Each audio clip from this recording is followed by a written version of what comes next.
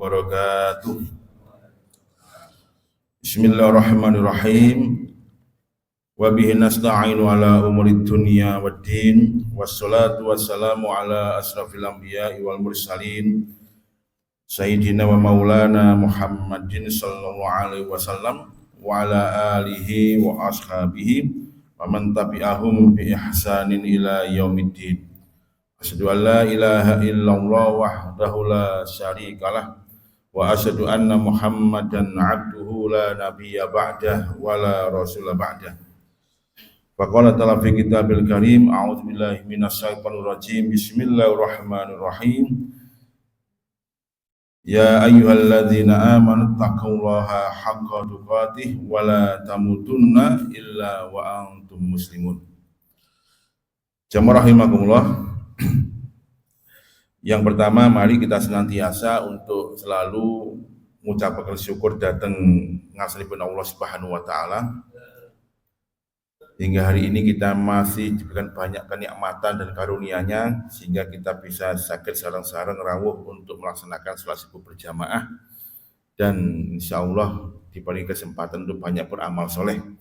Mugi-mugi kita semuanya bisa istiqomah untuk beramal soleh sehingga insya Allah dapat menambah beratnya timbangan kebaikan kita kelak fi yaumil qiyamah. Allahumma amin. Kemudian selawat ma'asalam selalu tercurahkan pada junjungan kita Nabiullah Muhammad SAW yang kita sering mengatakan mudah-mudahan kita dapat syafaat beliau kelak fi yaumil qiyamah. Kadang kita perlu memahami apa itu syafaat dan kenapa kita ini selalu berharap kepada syafaat beliau. Karena bisa jadi jamaah rahimakumullah, pilihannya nanti hanya ada dua. Kita nanti bertemu Kanjeng Nabi, kemudian Kanjeng Nabi itu karena kangennya kepada kita itu luar biasa, kemudian beliau menyambut dengan sambutan yang sangat hangat, atau sebaliknya kita bertemu Kanjeng Nabi malah diusir oleh Kanjeng Nabi karena Kanjeng Nabi kecewa dengan kita. Di dalam hadis riwayat Imam Muslim dan Imam Bukhari atau muttafaqun alaih dari sahabat Abu Hurairah bahwa dalam satu kesempatan Rasulullah itu pernah jalan-jalan di kota Madinah. Kemudian beliau melewati sebuah pemakaman dan beliau mengucapkan salam. Assalamualaikum ya ahla diyar minal muslimin wal muslimat wa inna insyaallah bikum lahiqun. Ini sunnah kita kalau melewati makam kita disunahkan untuk mengucapkan salam. Kemudian beliau mengatakan, uditu an alqiya ikhwani. Saya ini rindu untuk segera bertemu dengan ikhwanku. Maka para sahabat bertanya, ya Rasulullah, alasna min ikhwanika? Bukankah kami adalah ikhwani panjenengan? Rasul mengatakan, la bal antum ashabi. Tidak, kamu semuanya adalah sahabat-sahabatku. Sedangkan ikhwan yang aku rindukan itu adalah alladzina ya'tuna min ba'dikum yu'minuna bi wa la yarawni, kata beliau. Itu orang-orang yang datang jauh setelah kamu sekalian, enggak pernah ketemu aku tapi dia beriman kepadaku. Jadi enggak pernah ketemu aku tapi dia beriman kepadaku. Kemudian para sahabat bertanya, ya Rasulullah, fa kaifa ta'rif ikhwanaka alladzina lam ya'tuna ba'dak. Itu Kanjeng Nabi, bagaimana engkau mengetahui bahwa mereka adalah saudara panjenengan atau umat panjenengan padahal enggak pernah ketemu. Enggak pernah ketemu. Maka Rasul mengatakan, ara'aita rajulun lau khail. Bagaimana pendapat kamu kalau ada seorang itu punya seekor kuda? Ghurrun muhajjalah, yang kuda itu berwarna putih, kepalanya putih, kakinya putih, ya, berbulu putih, bersinar. Di antara kuda-kuda yang berwarna buhmin, berwarna hitam ke soklat kehitam-hitaman.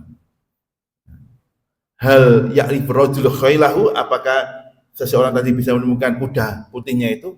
Ya tentu bisa menemukan. karena kuda putih di antara begitu banyak kuda berwarna gelap.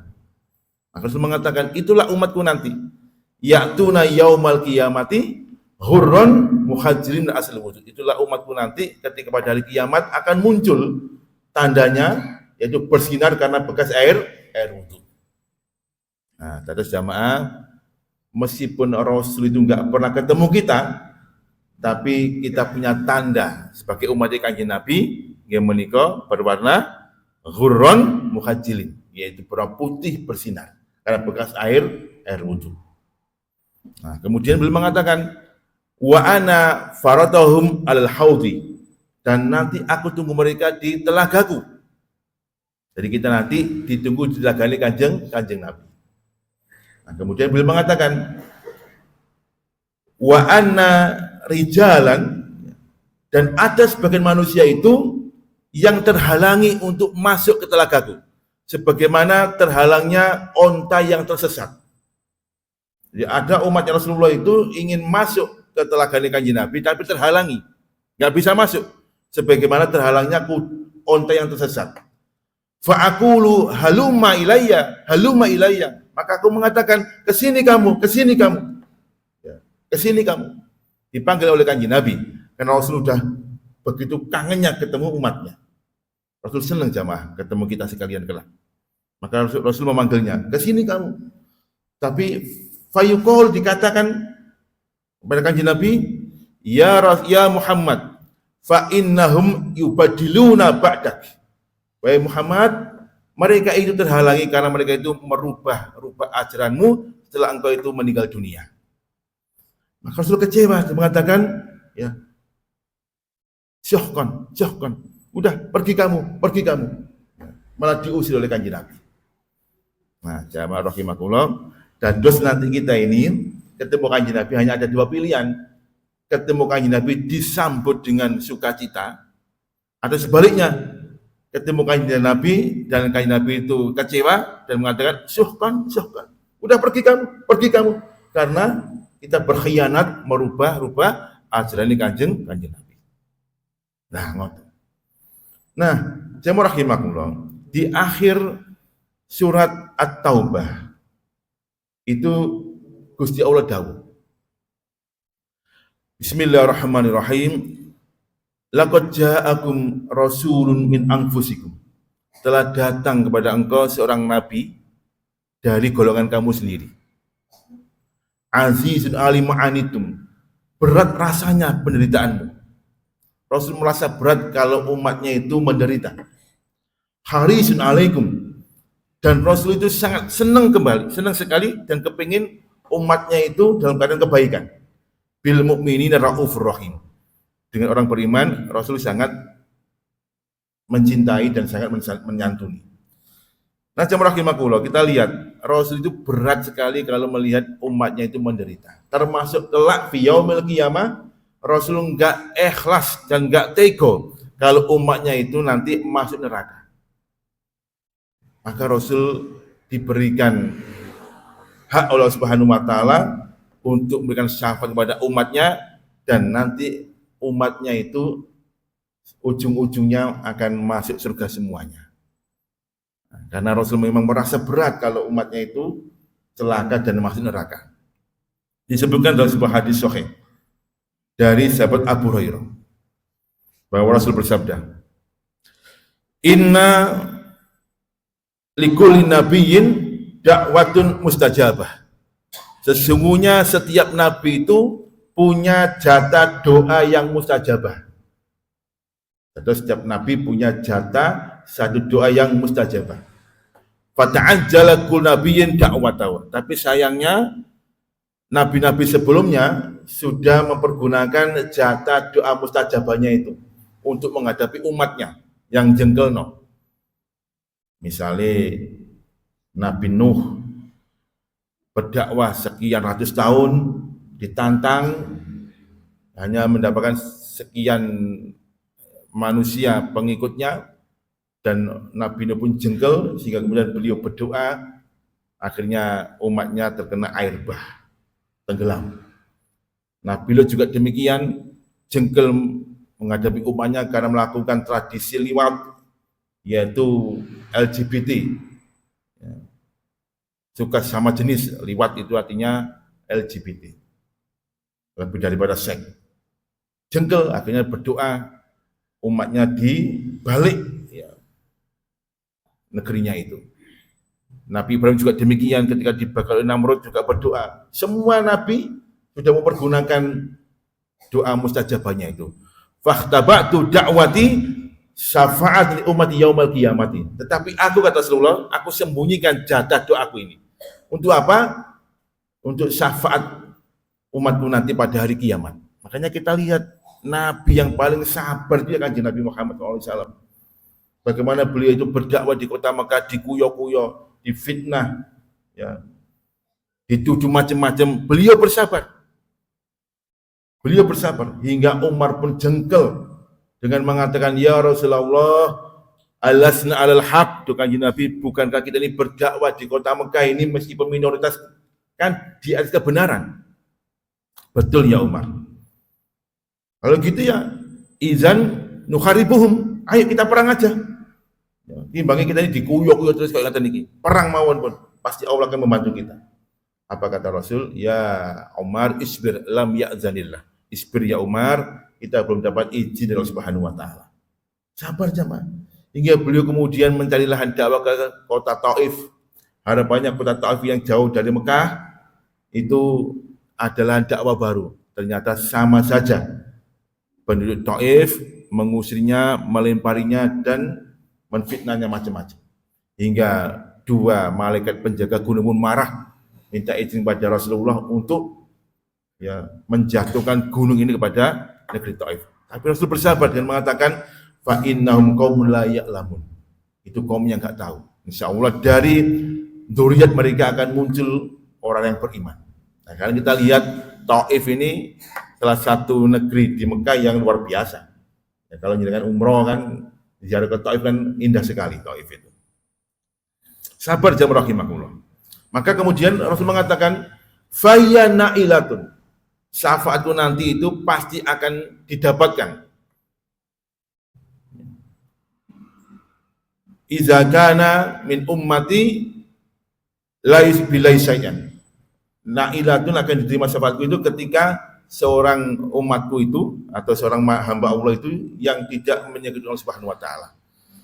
Nah, jamaah rahimakumullah, puncaknya ada di Yaumul Mahsyar.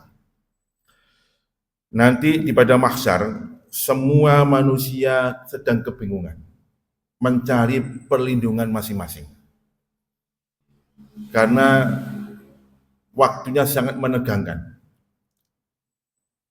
Kita di pada mahsyar tidak jelas mau diapakan kita ini. Semuanya bingung.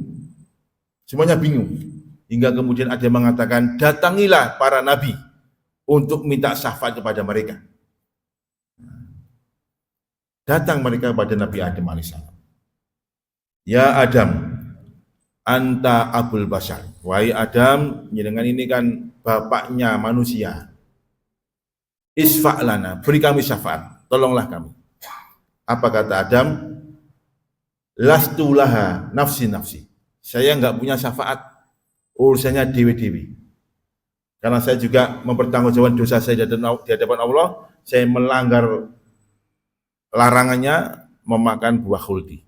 Hari ini saya diminta pertanggungjawaban. Maka nafsi. Urusannya dewi-dewi. Izhabu ila Nuh. Pergilah kamu pada Nuh.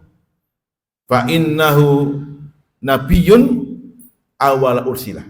Dia adalah nabi yang pertama kali diutus. Datang ini umat ini kepada Nabi Nuh. Ya Nuh, isfa'lana, beri kami syafaat. Apa kata Nabi Nuh?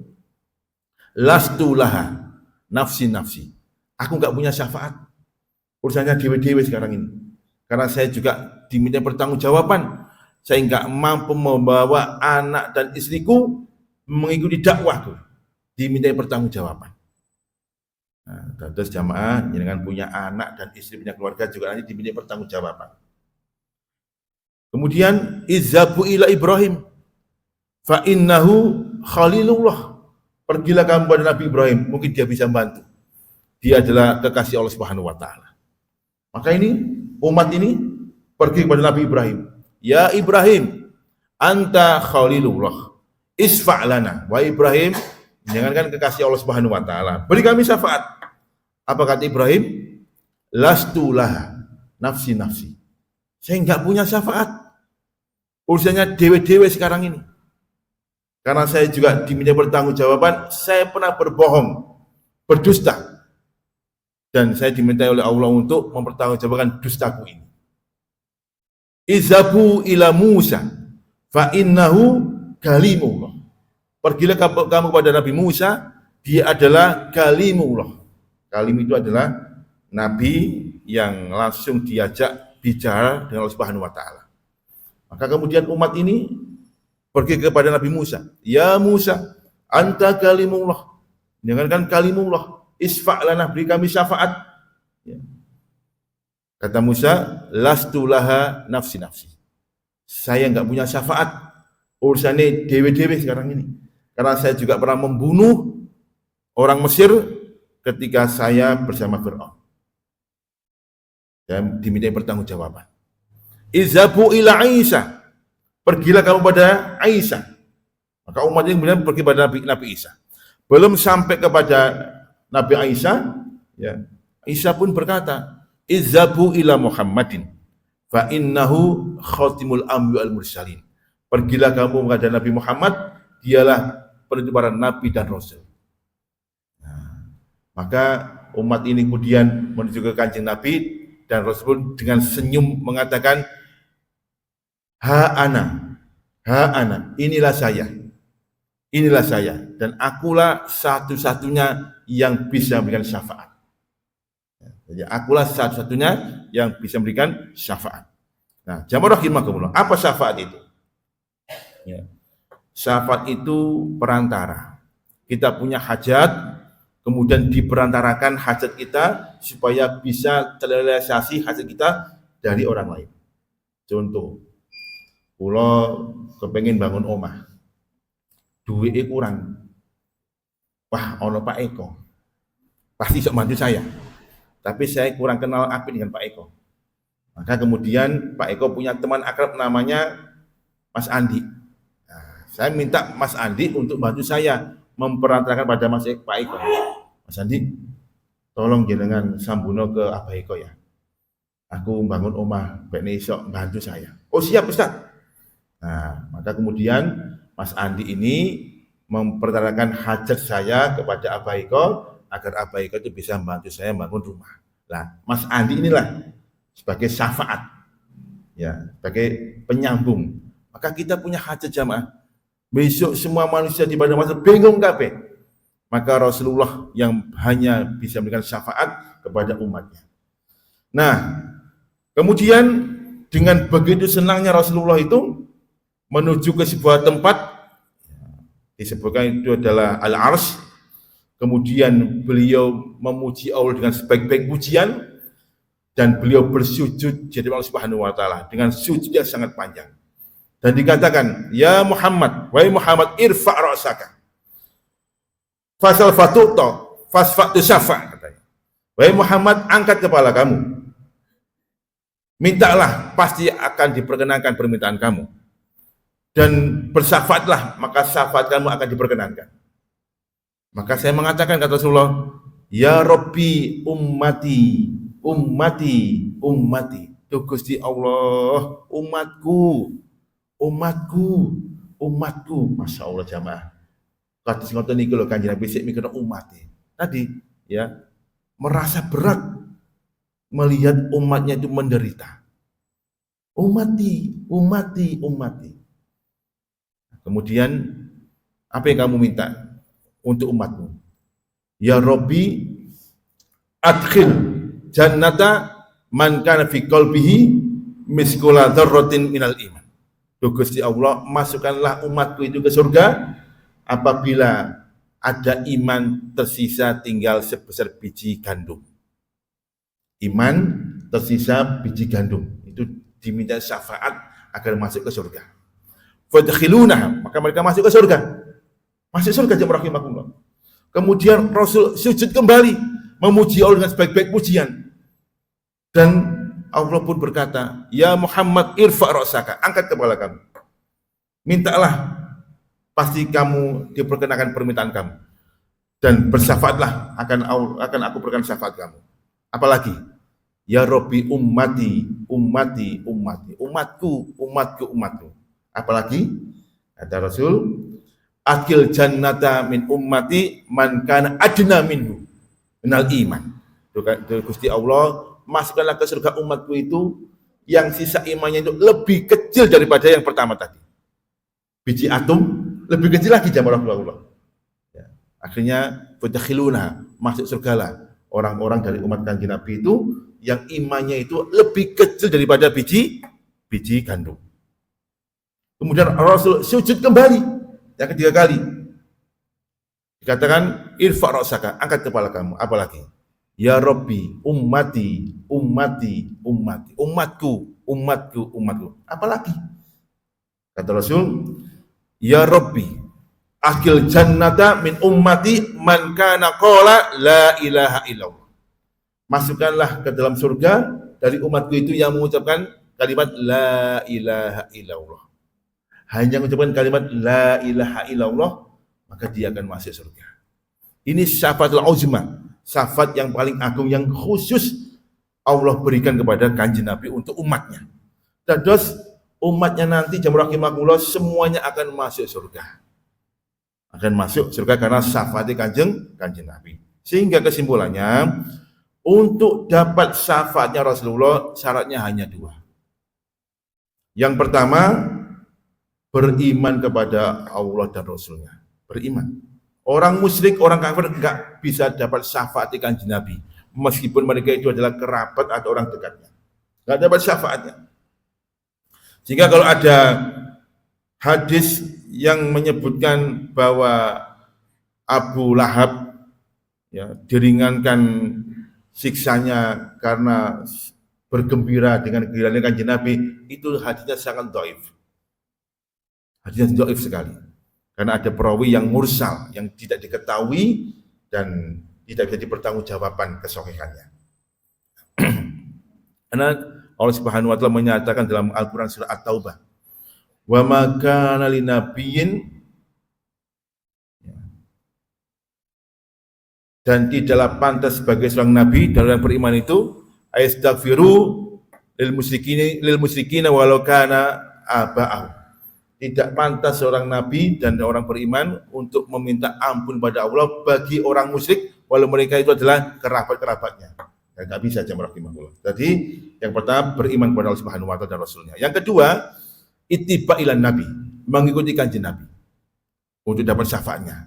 Karena kita jangan sampai Kanjeng Nabi kecewa pada kita, mestinya kita disambut dengan sukacita, malah diusir. Karena Rasul kecewa pada kita. Ini dua syarat utama agar kita dapat syafaat Kanjeng Nabi. Yang pertama al-iman, yang kedua al-ittiba ila Rasulillah sallallahu alaihi wasallam. Bismillahirrahmanirrahim. Demikian sebagai ibrah atau renungan kita di bulan Rabiul Awal. Mudah-mudahan kita semuanya kelak mendapatkan syafaatnya Kanjeng Muhammad sallallahu alaihi wasallam. Demikian aku qouli hadza. Wassalamualaikum warahmatullahi wabarakatuh.